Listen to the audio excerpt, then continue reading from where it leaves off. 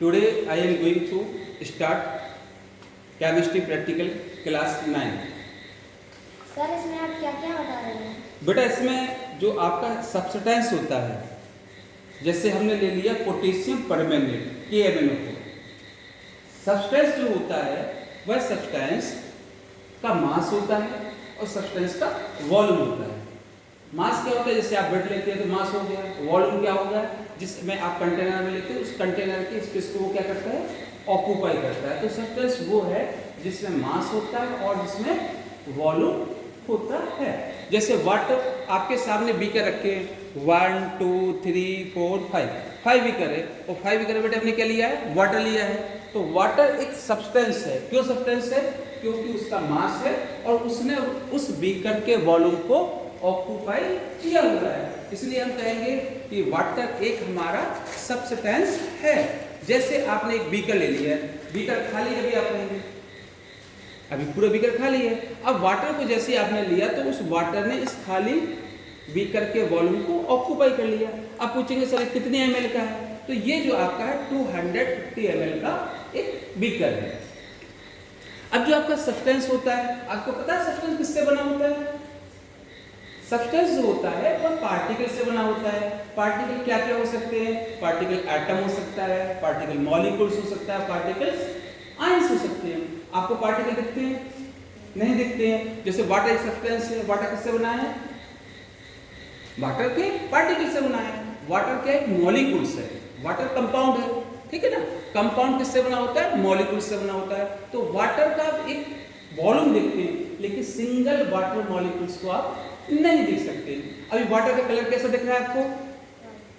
कैसा है? कलरलेस है, ठीक है। अब इस कलरलेस में वाटर आपको लग रहा होगा पूरे जो आपका वॉल्यूम है वाटर ने ऑक्यूपाई कर लिया है। जो पार्टिकल्स होते हैं जो सब्सटेंस को बनाते हैं, उन पार्टिकल के बीच गैप होता है। गैप कभी समझ गए ना, जैसे गैप है जिसमें से आप क्या कर सकते हैं, आ जा सकते हैं। वैसे पार्टिकल के बीच गैप होता है। अब आपको गैप तो दिख नहीं रहा होगा। अभी हम आपको प्रैक्टिकल में बताएंगे कि पार्टिकल के बीच में गैप होता है, वो कैसे होगा। दूसरा ये कि पार्टिकल ऑलवेज क्या होते हैं, मोबाइल होते हैं। मोबाइल में क्या करते हैं, वो गति करते रहते हैं, ठीक है ना। तो वो कैसे पता चलेगा? अब हमने पोटेशियम परमैंगनेट KMnO4 को लिया है, ठीक है। आप देखो कितना बीकर है, 1 2 3 4 5 बीकर में हमने क्या किया, 250 ml वाटर को ले लिया, ठीक है ना। अभी आपको KMnO4 देखो कैसा होता है, ये आपका कलर है, पोटेशियम परमैंगनेट है। अब हमने क्या किया, पोटेशियम परमैंगनेट को थोड़ा सा पोटेशियम परमैंगनेट लिया और उसको हमने इस बीकर में डिसॉल्व कर दिया। अगर वाटर के पार्टिकल पीछे गैप नहीं होगा तो जैसा ही पार्टिकल है वैसा नीचे बढ़ जाएगा। देखते क्या होता है सर पार्टिकल डिसॉल्व कैसे होता है? पार्टिकल्स बेटा कंपोज करता है, बनाता है किसी सब्सटेंस को। अब आपने देख रहा है कि पार्टिकल्स देखो धीरे धीरे आपको लग रहा होगा कि KMnO4 पोटेशियम परमैंगनेट नीचे की ओर गया। अब वाटर का कलर देखो, नीचे जो बॉटम है वहां कलर कुछ और है और उसके ऊपर जैसे जैसे आप जाएंगे वाटर कैसा दिख रहा है आपको, कलरलेस दिख रहा है। अब आप गौर से देखना, धीरे धीरे पोटेशियम परमैंगनेट के पार्टिकल्स अगर गैप होगा तो अपने आप अपवर्ड डायरेक्शन में ऊपर की ओर क्या करेंगे, मूव करेंगे। और जब वाटर पार्ट के ऊपर मूव करेंगे तो पूरे वाटर का कलर क्या होगा, चेंज हो जाएगा, ठीक है ना। अभी देखते हैं किस प्रकार से वाटर का कलर चेंज होता है। अब आपको दिख रहा होगा कि धीरे धीरे पोटेशियम परमैंगनेट के पार्टिकल्स ऊपर की ओर मूव कर रहे हैं और जैसे वो मूव करेंगे इसका कलर क्या हो रहा है, धीरे धीरे चेंज हो रहा है। क्यों कलर चेंज हो रहा है? क्योंकि पोटेशियम परमैंगनेट एक कलर कंपोनेंट है जिसका एक कलर होता है। वो पार्टिकल जैसे जैसे ऊपर की ओर जाएंगे तो पूरा वाटर जो कलरलेस था उसमें एक कलर आ जाएगा। और वाटर का कलर आया इसका मतलब ये निकला कि पोटेशियम परमैंगनेट के पार्टिकल नीचे से अपवर्ड डायरेक्शन में क्या हो रहे हैं, मूव हो रहे हैं। अगर वो मूव हो रहे हैं तो क्यों हो रहे हैं? क्योंकि KMnO4 का जो पार्टिकल्स है उसकी साइज इतनी स्मॉल होती है कि वाटर के पार्टिकल के जो गैप होता है उस गैप में वो क्या हो जाते हैं, फिट हो जाते हैं। तो इस प्रकार से पूरा पोटेशियम परमैंगनेट धीरे धीरे क्या हो रहा है, ऊपर की ओर मूव कर रहा है। तो जो KMnO4 है आपका पूरे वाटर में डिसॉल्व हो जाएगा। तो जैसे वो डिसॉल्व होगा उसका कलर क्या होगा, देखिए कलर आ गया। इसका मतलब है कि पोटेशियम परमैंगनेट ने वाटर में जब पार्टिकल उसके पूरे डिसॉल्व हो गए, डाउनवर्ड से अपवर्ड डायरेक्शन में मूव हुए तो उसने वाटर के कलर को किस प्रकार से चेंज कर दिया। इसका अर्थ ये निकला कि जो पार्टिकल्स होते हैं KMnO4 के, वो वाटर के पार्टिकल के बीच में जो गैप है उसमें जाके क्या हो गए, फिट हो गए हैं।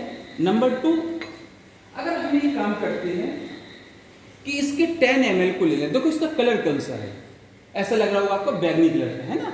तो पार्टिकल्स की इंटेंसिटी की स्टडी करते हैं। अब हमने 25 ml की टेस्ट होती है, थोड़ा सा हमने ले लिया, देखिए 25 ml हो गया, थोड़ा सा और मिलाते हैं,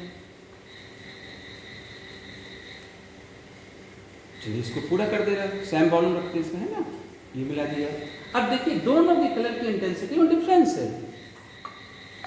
इसमें KMnO4 के पार्टिकल ज़्यादा हैं तो आपको बैगनी रंग का दिख रहा है, इसमें KMnO4 के पार्टिकल कम हैं तो आपको थोड़ा सा पिंक कलर का दिख रहा है।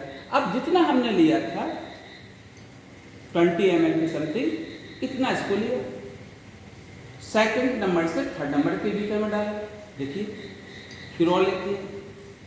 यानी जैसे जैसे KMnO4 के पार्टिकल्स का इसी को बोलते हैं कंसंट्रेशन। यानी कि कलर डिफरेंस कैसे हो गया? इसमें कलर डिफरेंस इसलिए आ जाता है कि कलर को प्रोड्यूस करने वाले पार्टिकल की मात्रा जब कम हो जाती है तो इंटेंसिटी भी उसकी चेंज होती है ना। कलर चेंज नहीं हुआ, कलर की इंटेंसिटी चेंज हो गई है। जब ज़्यादा अमाउंट था तो इस प्रकार का कलर था, जब KMnO4 का अमाउंट क्या हो रहा है, कम होता जा रहा है। अब इसको अपन 20 ml इससे लिया तो 4 नंबर के बीकर में डाला तो हल्का सा कलर दिखाई देगा आपको, यानी KMnO4 के पार्टिकल का अमाउंट क्या होता जा रहा है, धीरे धीरे कम होता जा रहा है।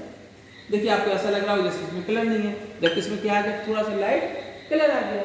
सेकंड, अब KMnO4 पोटेशियम परमैंगनेट के पार्टिकल ने वाटर के पार्टिकल की जो गैप था उसमें स्थान ग्रहण कर लिया, ठीक है ना। अब KMnO4 का कलर देखिए, एक लाइट पिंक कलर है, एक पिंक कलर हो गया, एक वायलेट या बैगनी रंग का हो गया, यानी कलर की इंटेंसिटी क्या हो रही है, चेंज हो रही है। नंबर 2, अगर इसको हम सॉल्यूशन को, चाहे पिंक कलर हो चाहे ये वाला पिंक कलर हो, या आपको ये बैगनी रंग का दिख रहा है ये भी हो, इसको कितने लंबे समय तक रख दें, कभी भी KMnO4 के पार्टिकल, पोटेशियम परमैंगनेट के पार्टिकल नीचे नहीं बैठेंगे। अब जब हमने पोटेशियम परमैंगनेट लिया तो किस रंग का था, सॉलिड फॉर्म में था, ठीक है ना। आपने क्या किया, सॉलिड को वाटर में घोल दिया, तो वाटर में जैसे घोला तो बना पोटेशियम परमैंगनेट का एक्वस सॉल्यूशन। क्या बना, परमैंगनेट का एक्वस सॉल्यूशन बना। और पोटेशियम परमैंगनेट के मॉलिक्यूल्स ऑलवेज इन मोशन, वो कैसे रहेंगे, मोशन में रहेंगे। और इस सॉल्यूशन की इंटेंसिटी एक जैसी सब जगह है, ऐसे सॉल्यूशन को हम ट्रू सॉल्यूशन कहते हैं। क्या कहते हैं, ट्रू सॉल्यूशन कहते हैं। अब हम चाहते हैं कि जो पोटेशियम परमैंगनेट धोखे से मान लेते इसमें घुल गया, अब आप चाहते इसको अलग करना, तो देखो ये फिल्टर पेपर हो गया, ये फनल है, ये ट्राइपॉड स्टैंड है, हमने इसको क्या किया, इस प्रकार से इसमें रख दिया और इस सॉल्यूशन को इसके ऊपर। अब हमें सोच रहा है कि क्या होगा, फिल्टर पेपर में फिल्टर कैसे होगा?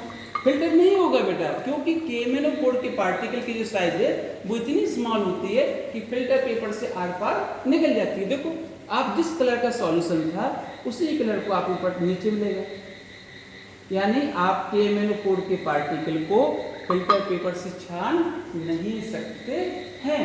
देखो वही कलर है, अब फिल्टर पेपर को दिखाते हैं आपको निकाल के, ये फिल्टर पेपर है, देखो कोई भी पार्टिकल इसका नहीं आया, आया तो नहीं है। इसका मतलब होगा कि KMnO4 के पार्टिकल, पोटेशियम परमैंगनेट पार्टिकल्स इसमें से आर पार निकल जाते हैं। देखो जो कलर सॉल्यूशन का था वही फिल्ट्रेशन के बाद इस सॉल्यूशन का है, इसका मतलब क्लियर हो गया कि KMnO4 के पार्टिकल्स और वाटर के पार्टिकल्स फिल्टर पेपर से आर पार निकल जाते हैं। और हम कितने, हम कल भी आएंगे तो ये इसी कलर का दिखाई देगा, इसका मतलब है solution always in a motion. Okay, समझ में आ गया बेटा।